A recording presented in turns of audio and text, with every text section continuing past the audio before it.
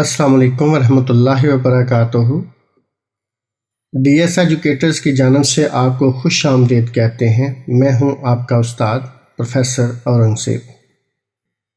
आज की क्लास इंतहाई अहम है, इसलिए इसकी अहमियत को समझते हुए आप मुकम्मल वीडियो देखिए।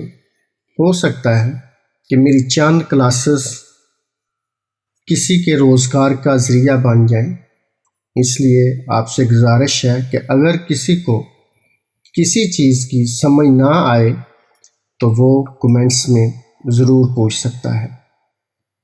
आज हम लैपटॉप को मुकम्मल तौर पर डिसअसेंबल करके हर डिवाइस को दोबारा लगाएंगे और देखेंगे कि लैपटॉप में कौन कौन सा हार्डवेयर है और उनको कैसे असेंबल या रिप्लेस कर सकते हैं।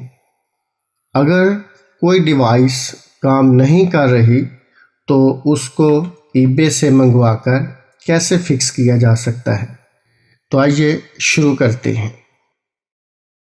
सबसे पहले हम बैटरी को निकालते हैं, इसके लॉक्स को अनलॉक करके, और इसके अलावा लैपटॉप को अनप्लग करते हैं और इसके बाद हम लैपटॉप्स के तमाम स्क्रूज़ को निकालते हैं और हार्ड डिस्क को भी अलहदा कर लेते हैं और इसके बाद इसकी रैम को निकालते हैं। जब हम हार्ड डिस्क रैम निकाल लें और इसके तमाम स्क्रूज़ को भी निकाल लें तो उसके बाद हम इसका कीबोर्ड पैनल जो है उसको खोलते हैं। हम इसको ऊपर करके तो सबसे पहले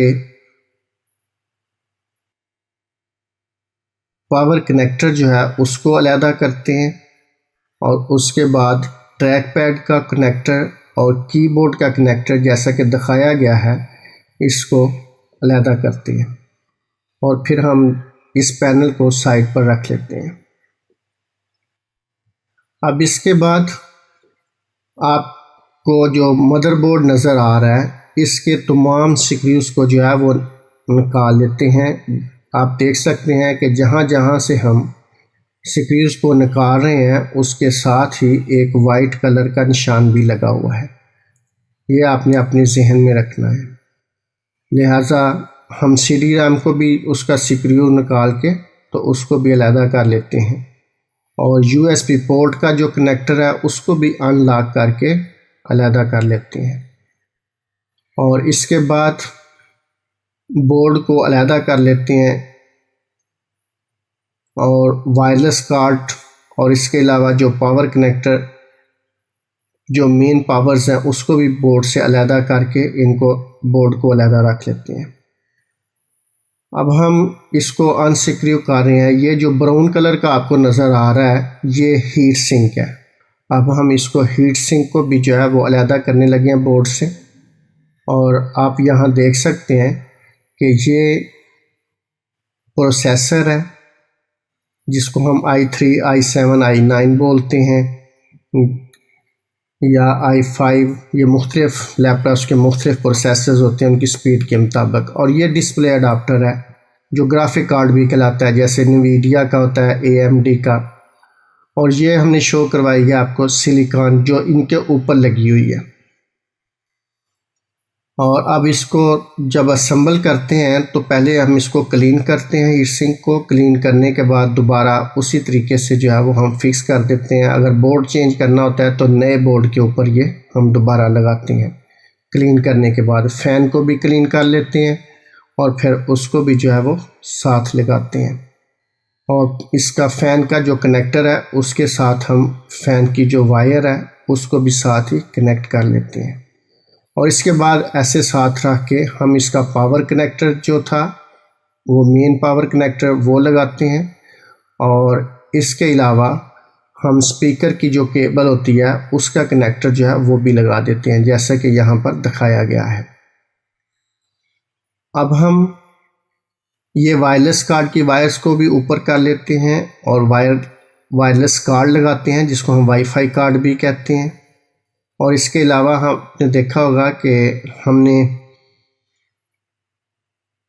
LCD یا LED کی کیبل جو ہے وہ بھی اوپر کی ہوئی ہے اور وہ اسی کے کنیکٹر میں جائے گی. اسی طریقے سے آپ نے وائرز لگانی ہے وائٹ سائڈ پر اور بلیک سائڈ پر. یہ جو ہے LED کا کنیکشن ہے اور اس طریقے سے اس کو کنیکٹ کرنا ہے صحیح مضبوطی کے ساتھ اور اس کے اوپر ٹیپ لگا دیں تاکہ یہ جو ہے وہ ہلے نہ. اور اسی طرح یہ USB پورٹ کا جو کنیکٹر ہے اس کو ہم جو ہے وہ لگائیں گے اور لاک کر دیں گے. یہ ہماری CD رام ہے. اس کو اسی طریقے سے لگا کے اگر ریپلیس کرنی ہو تو نئی ڈال لیں اور اسی طرح لگا کے ایسے آپ نے سکریو کر دینا ہے تاکہ یہ بھی مضبوطی سے اس کے اندر ہی فکس ہو جائے. تو اب ہم جو ہے وہ آپ دیکھ رہے ہیں پیچکس کے نوک کے ساتھ جو ہے وہ ایک وائٹ کلر کا نشان تھا. جیسے میں نے آپ کو پہلے بتایا تھا یہ بالکل ویسا ہی نشان ہے کیونکہ آپ کو پتہ چل جائے گا کہ کہاں پر یہ سکریوز لگانے ہیں. یاد رکھیں یہ سائز جو ہے وہ سکریوز کے ڈیفرنٹ ہوتے ہیں اس لیے آپ نے خیال رکھنا ہے کہ کون سے سکریوز جو ہیں وہ کہاں پر لگنے ہیں جب آپ نے اتارنا ہے. اب آپ دیکھ سکتے ہیں کہ یہ بورڈ جو ہے وہ دوبارہ اس کو فکس کیا جا رہا ہے باٹم پر اور CD رام کا کیس اوپر کور دے کر اس کے بعد ہم دوبارہ ان کو کنیکٹ کر رہے ہیں. ابھی کی بورڈ جو ہے وہ کنیکٹر بھی آپ دیکھ رہے ہیں. ٹریک پیڈ جو ماؤس ٹریک پیڈ ہوتا ہے اس کا بھی کنیکٹر کہاں لگتا ہے وہ بھی دکھایا گیا ہے آپ کو. ابھی یہ کی بورڈ اور ماؤس کنیکٹر جو ہے وہ لگ چکا ہے اور